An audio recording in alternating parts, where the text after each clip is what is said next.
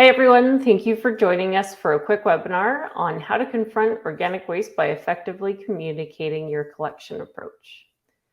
To kick things off, I'd like to start with a quick round of introductions.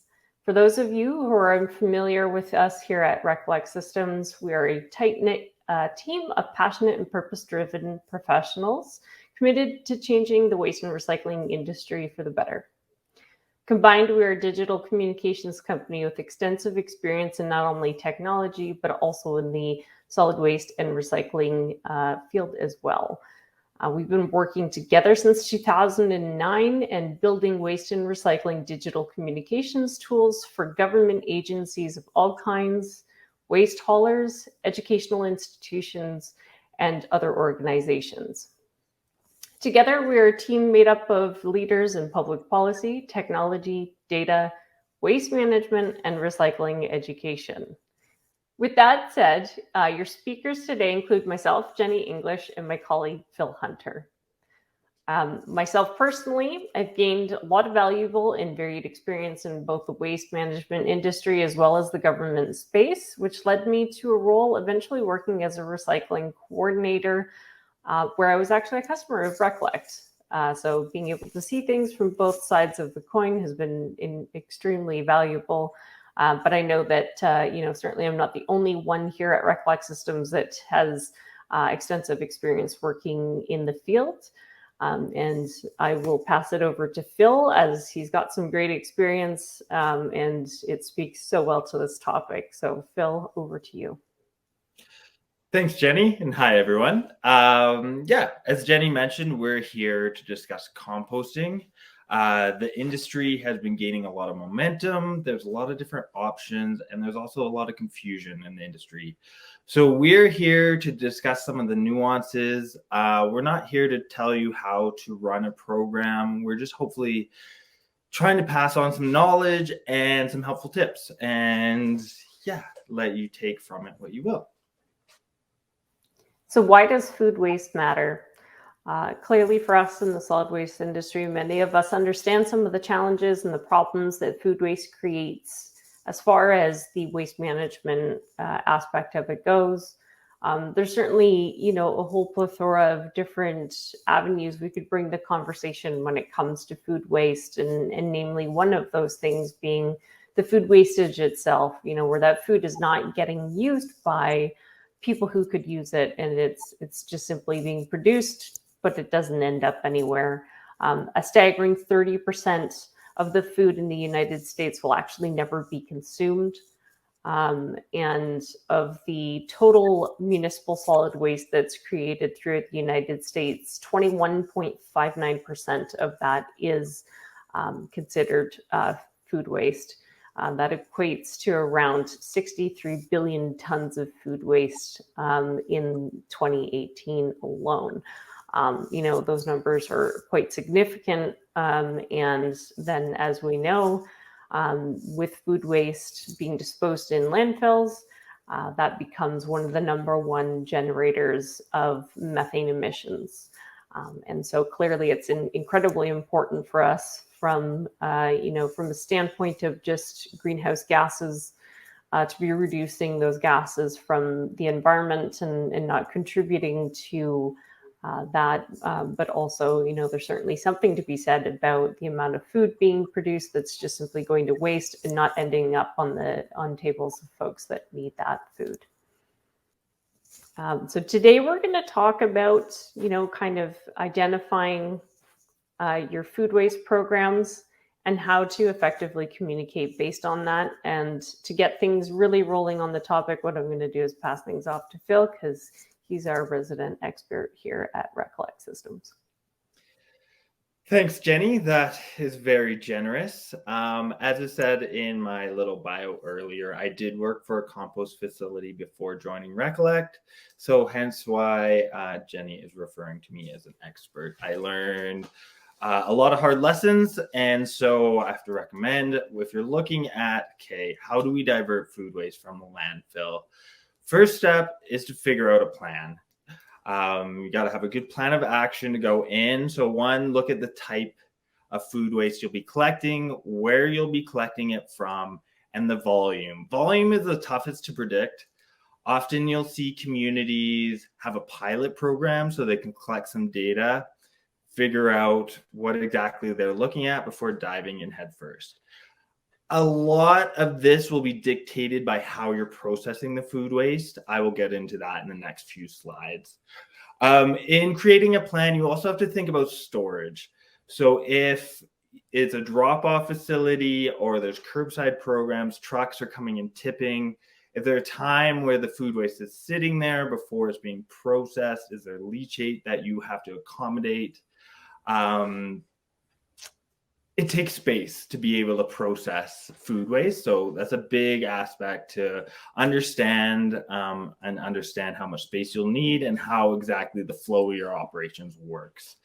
Perhaps you have a collection, curbside collection in this. Food waste is really heavy. Food waste has a lot of liquid. Those are big aspects to consider when you're looking at collection. It'll impact the trucks, it'll impact your employees. So definitely things to consider before diving in headfirst into the food waste game. The last thing to consider is compost. If you're creating the compost, what's the end market? Is it going to reclamation? Are you getting it back to the community, to residents? How is that going to look? Just figuring out that process for the end use of the compost, that's all tied into the full loop. You want to close that loop, get it back to residents or get it back to the earth. How does that look? What works best for your community? So those are 4 big areas to focus on when developing a plan. The biggest factor that will impact your food waste program is how you're processing it. So these go into 2 kind of big buckets. There's industrial processing and non-industrial, essentially. Industrial is something like anaerobic digestion or in-vessel system. These are processes that heat up the compost. It gets a high heat. It burns off more pathogens. You can take more items such as meat, bones, compostable goods. But it all depends if you have an anaerobic digester. Not all communities do. And so there's confusion now by a lot of residents. There's a lot more material that says compostable, so that, as you see on the slide, the yes or no, does this go in? That's a big thing. It has a lot of parallels to recycling. In recycling, your material recovery facility, your MRF, dictates your local program. Same in composting. How you're processing your food waste dictates what you can and cannot take in your bins or to be dropped off. In industrial processes, like all in-vessel processes, anaerobic digesters, they're not necessarily the same. So the speed that material goes through the machinery, the temperatures they get up to, and where this compost is going, the end use of the compost, will all dictate the program of what can and can't go in. So there are so many variables there that make it confusing for residents of which bin do I put this in. If you don't have an industrial process, there are non-industrial processes and options, so never fear. There's still ways to tackle food waste. I just wanted to touch on the industrial process because of the compostable products, meat, bones. When you come from a big city with a big process like that and you go to a smaller community that maybe doesn't have this industrial process, there's confusion on behalf of residents. So getting in front of that, communicating how your local program works, that is an important part of composting. In regards to the non-industrial processes, windrows are just like a giant compost pile. Often they're used for leaf and yard waste. So those organic materials, and then they have machinery that spins the piles. Static aerated piles, only difference is they don't have machinery to spin the piles. They just have piping system that blasts air into the piles. But with that program, you often see it just for yard waste. It doesn't get up to that high heat to burn off meat. There are a lot of parallels to backyard composting, which I'm about to speak to. But you can't take the same amount of items, but what you can do is maybe you have drop off yard waste, but you can encourage backyard composting. So this is a way that you can then touch on some food waste that goes hand in hand with some of those non-industrial processes. So communities that don't have access to an industrial process, maybe they have a yard waste program, but they would like to start encouraging backyard composting.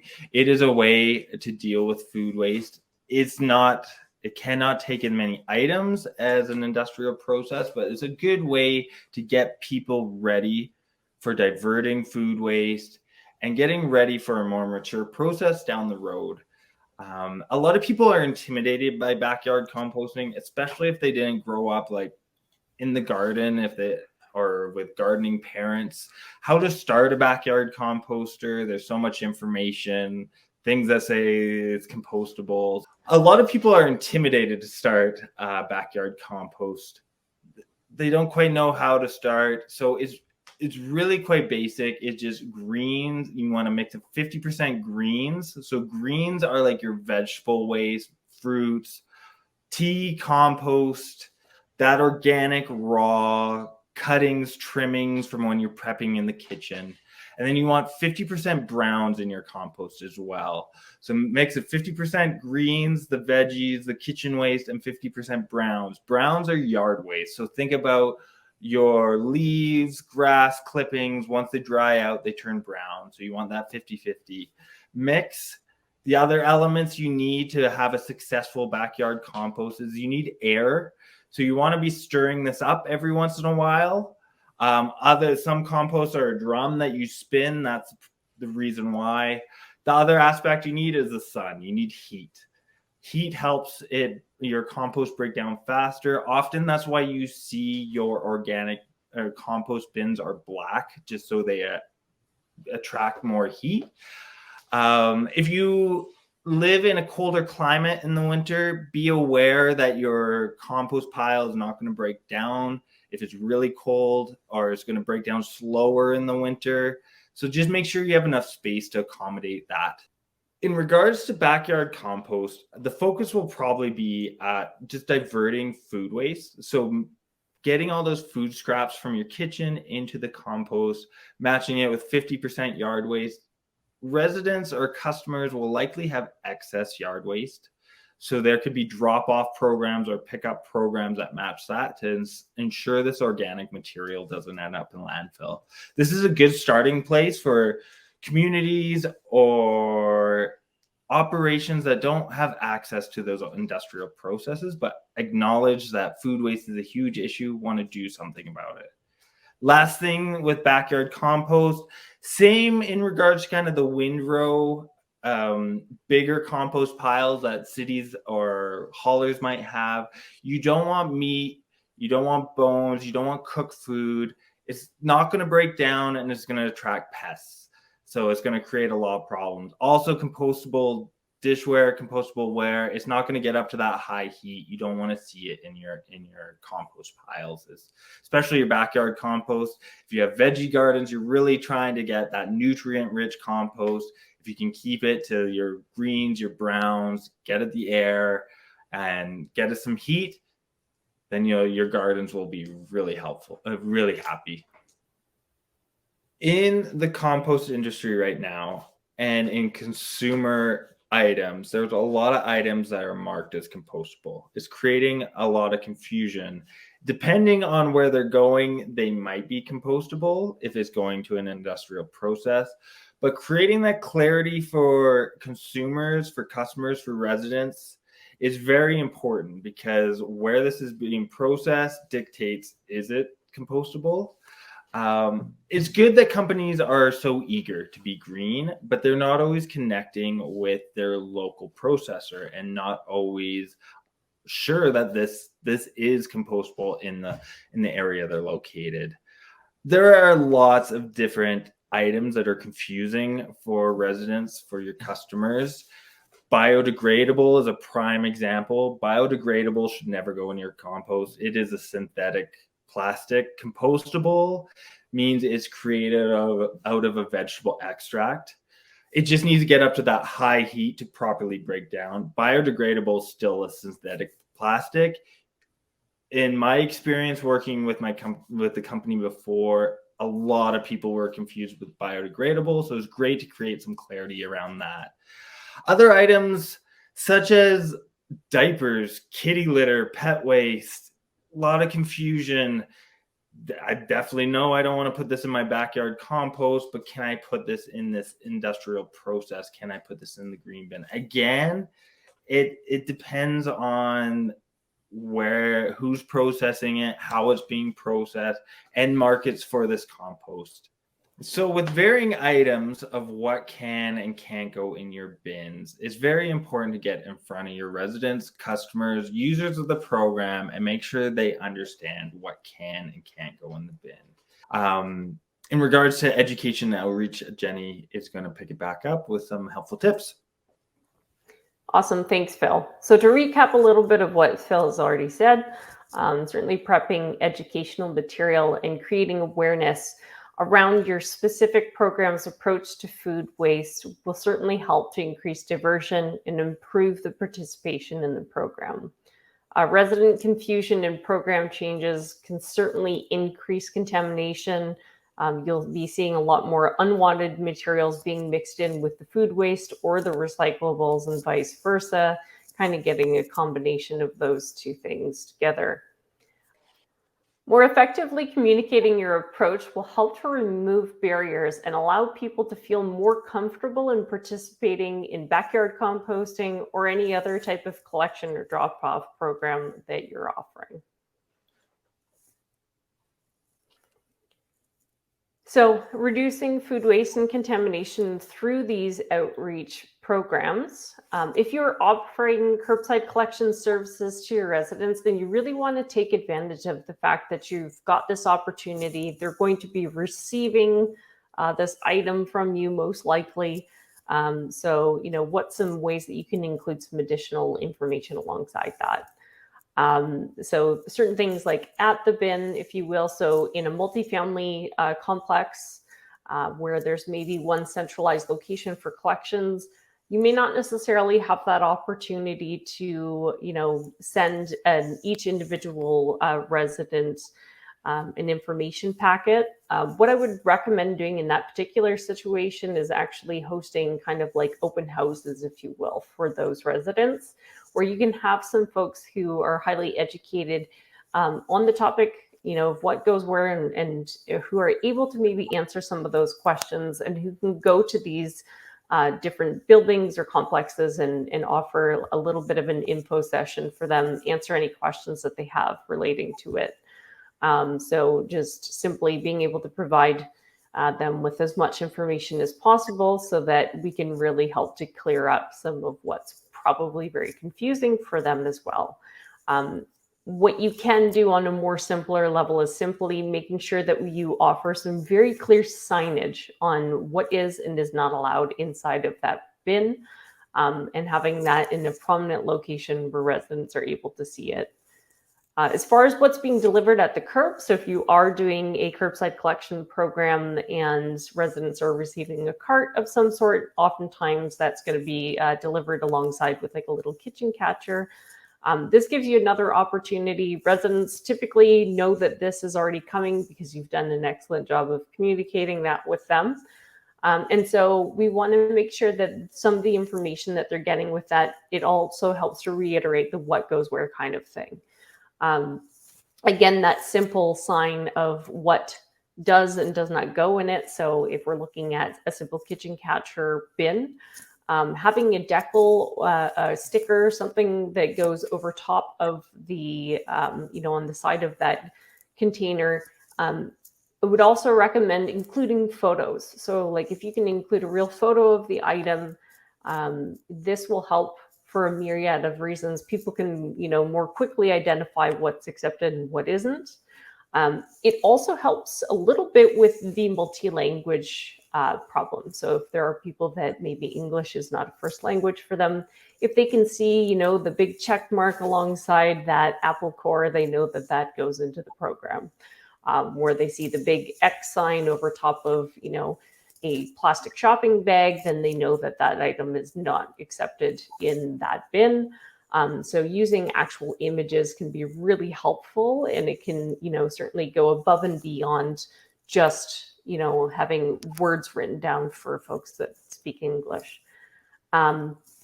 Also want to include an area where residents can get more information. So in the case that, you might need to include more details about the program, maybe just include a quick, super simple URL, or you might create a QR code for that as well. So residents can just scan it, get the information, and off they go. As far as the decals, though, back to that for a quick second with the kitchen drop-off containers.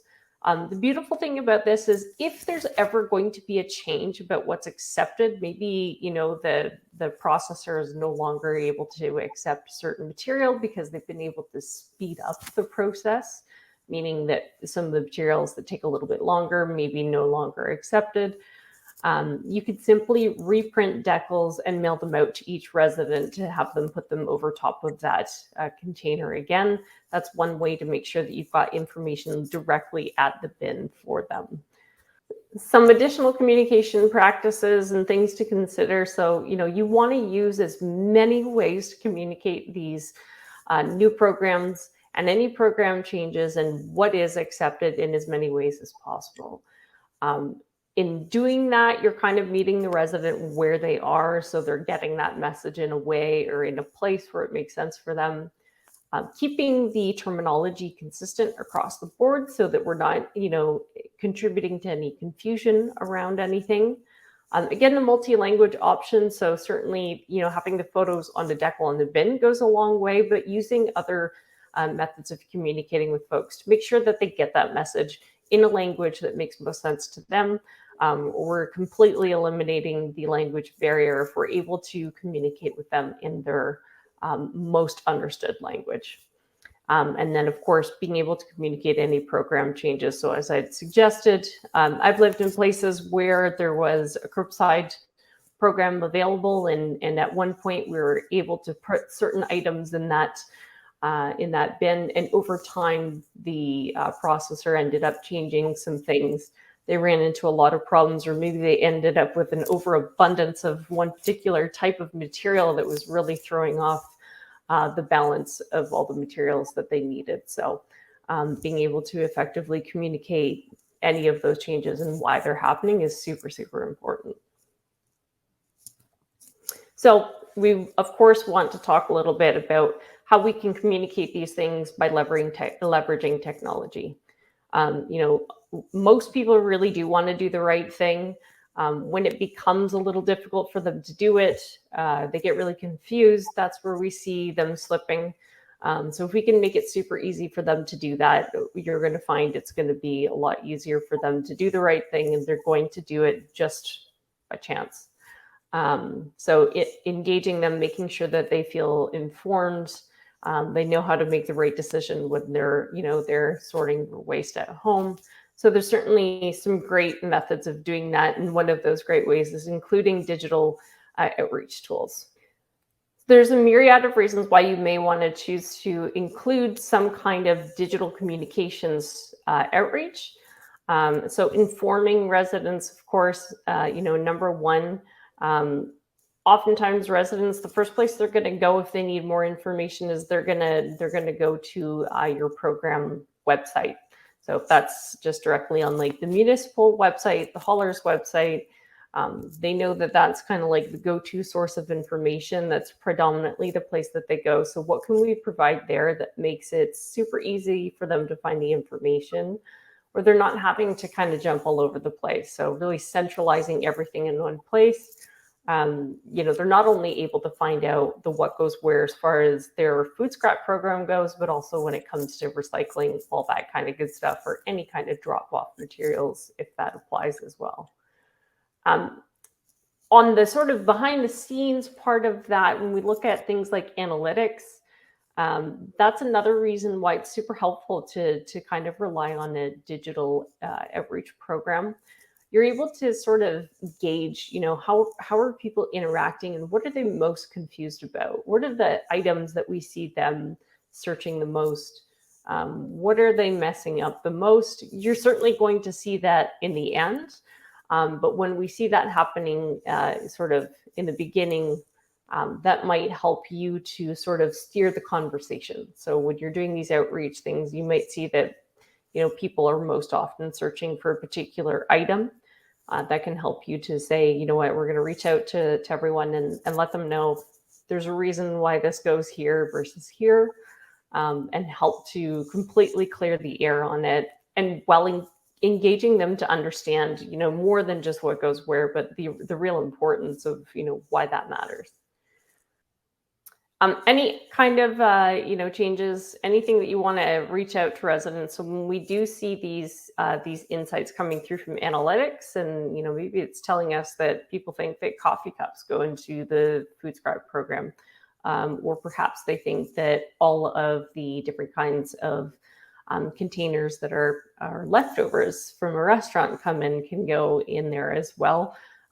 It may become really important that you reach out and getting that message out as fast as possible to everyone. So being able to send notifications, service alerts, and that kind of thing to residents, and making sure that they get that instant automated message is super important. And then again, I'll say it till I'm blue in the face, but making sure that your website address is included on every single thing that you create. So even if it's a simple social media post where you're trying to let residents know about a particular material, definitely include the link to your website where there's more information, or maybe there's a tool for them to be searching for this information and getting it a lot easier. We want to make sure that they have access to that. They don't have to question where your website is if they don't already know, so that it's a quick and easy hop, skip, and a jump to get there. So I wanted to take a quick second and just do a little quick tour of some of what our customers are doing that's really great. So some of our customers have had food scrap collection programs in place for quite some time. Now there's some varying differences amongst them. So I think, it's a great opportunity for us to show kind of what we're referring to, and seeing it sort of real life and very well done by someone else. So here we've got the city of Vancouver. They've got some great information we can see here on COVID-19, and then we can pop down and we see their waste wizard here. The city of Vancouver actually launched a curbside collection program for food scraps. I believe it was back in 2012, roughly around that time. And so they've been doing that since then. And they, along with many other municipalities that are within the Metro Vancouver area, have actually seen quite a significant reduction in the amount of waste that's been created in introducing these programs. So if I was a resident, let's say, and I came here and I thought, hey, there's no way that my meat, the bone from the meat and that type of food scrap can actually go into this program, or I'm sort of confused about what I need to do with it, I'd simply search for that item. I can get, again, confirmed based off of a photo that, yep, that is exactly what I'm referring to. And then what I get to see here is that what they're recommending is that the best option for me is to include that in my green bin.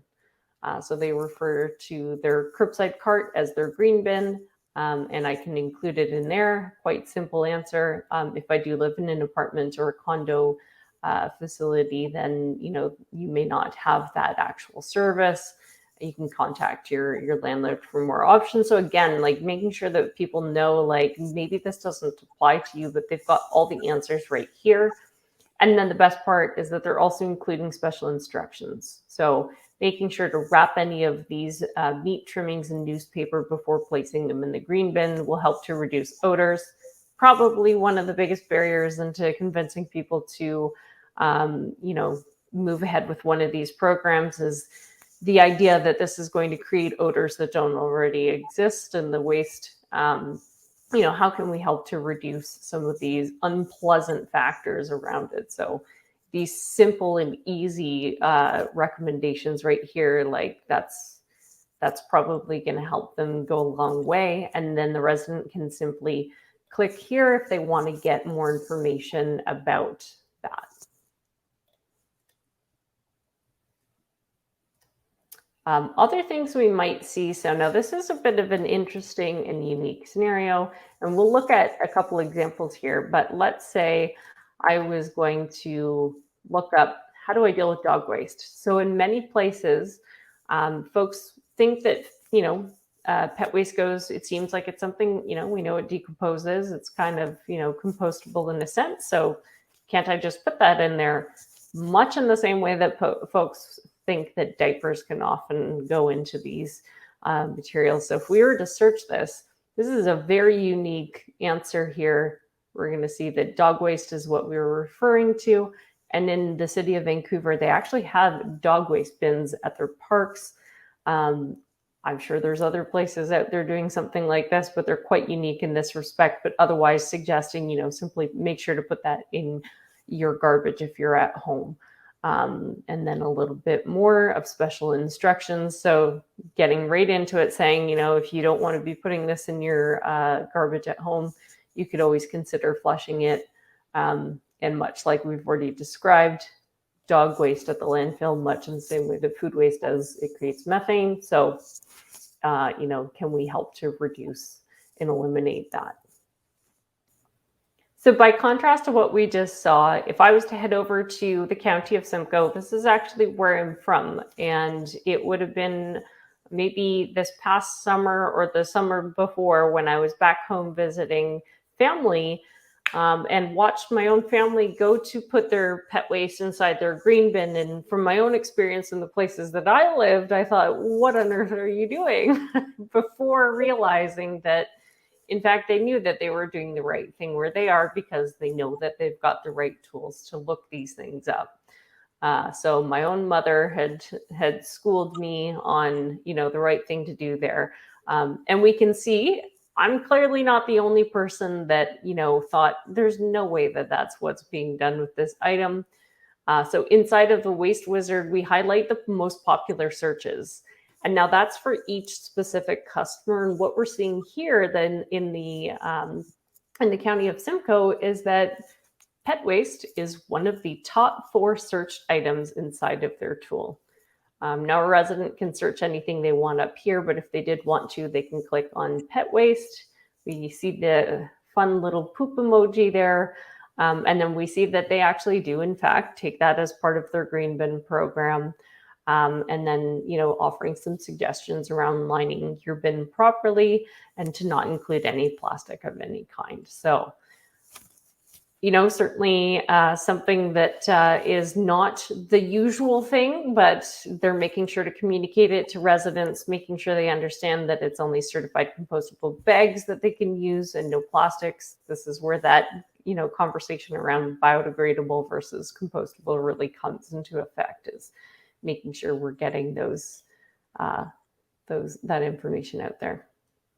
We also see diapers. So again, another one that we had touched on, and what is in fact the right thing to be doing with that diaper.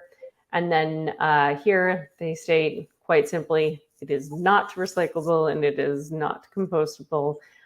The best option, in fact, the only option is please just place this in the garbage. So nice and simple, straight to the point, a nice little visual so the resident makes sure, yep, this is in fact what I'm looking for, and they get the answer they need. In offering this information in different languages, so certainly we had the visual that we saw there and the different material types, but offering up this information in different languages so residents can make sure that they get the right answer. And so we're able to translate the tool into approximately 15 different languages. So if the language that you're looking for is already supported by our systems, we can simply make sure that it does get translated over. So residents can pick whatever language makes most sense for them. And then on the flip side, in the analytics, you're actually able to see that how many searches have been made in each language as well. So it'd be very interesting to see, maybe that's something that you should consider if you're still printing materials or anything of the like.